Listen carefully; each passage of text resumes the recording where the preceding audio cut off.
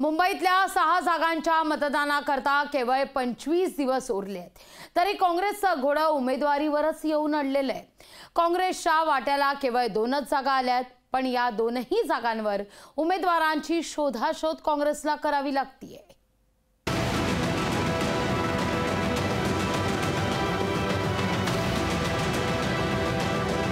मुंबईतल्या 6 जागांच्या मतदानासाठी आता केवळ 25 दिवस उरले, तरी काँग्रेसचं घोडं अजून उमेदवारीवरच अडल्याचं दिसतंय। जागा वाटपामध्ये शिवसेना उद्धव बाळासाहेब ठाकरे पक्षाला मुंबईतल्या 6 पैकी 4 जागा मिळाल्या, तर काँग्रेसच्या वाट्याला केवळ 2च जागा आल्या।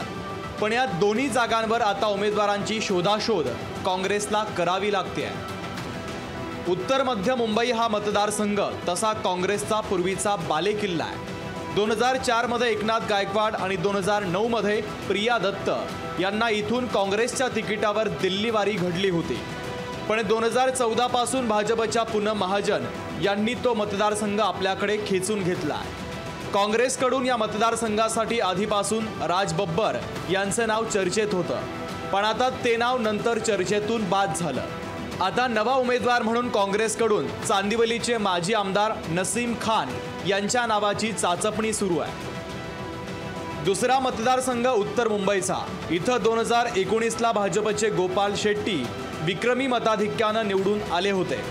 आता पियुष गोयल यांच्या विरोधात काँग्रेसकडे स्वतःच्या पक्षाचा चेहराच उमेदवार म्हणून देण्यासाठी नाहीये, त्यामुळे की काय त्यांनी ठाकरेंच्या तेजस्वी घोसाळकर यांना गळ घातली आहे।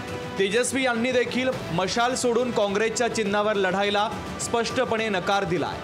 म्हणून काँग्रेसचे नेते उद्धव ठाकरेंची भेट घेऊन तेजस्वी घोसाळकर यांची मनधरणी करण्याच्या प्रयत्नात आहे। या मतदारसंघात काँग्रेसकडे उपलब्ध असलेला दुसरा पर्याय म्हणजे मालाड पश्चिमेचे आमदार आणि माजी मंत्री असलम शेख, पण त्यांनाही लोकसभेत स्वारस्य नसल्याचं कळत आहे।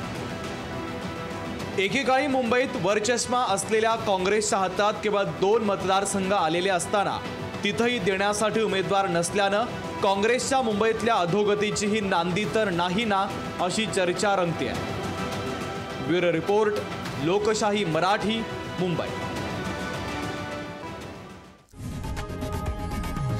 लोकशाही मराठी ऐका, पहा, जागरूक रहा।